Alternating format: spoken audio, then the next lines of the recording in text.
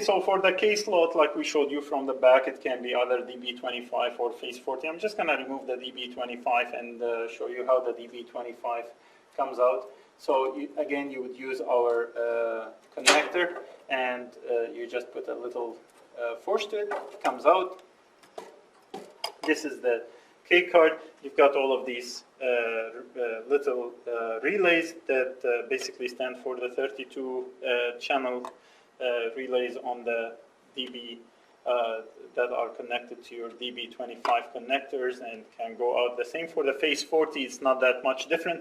So one thing to put in mind, of course, this would require, if it is a low voltage, would require an interposal relay, right, which is can take the higher voltage as connected to the DB25s and to the voltage output for the interposer relay card.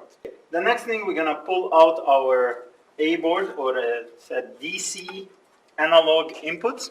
Okay, so this one accepts 16 DC bipolar analog input signals. It comes in many options. So you've got the plus minus 5 volts, you've got the plus minus 1 milliamp, the plus minus 5 milliamps, the plus minus 10 milliamps, and the plus minus 20 milliamps as scaling adapters. So these adapters in here, right, you can order it with either plus minus 5, plus minus 1 milliamp, plus minus 5 milliamps, plus minus 10 milliamps, plus minus 20 milliamps. And it comes in a 16 or an 8 channel analog bipolar ports or connections. Okay, it has a voltage of input of plus minus 5 volt DC nominal. It has an accuracy of plus minus 0.05% nominal.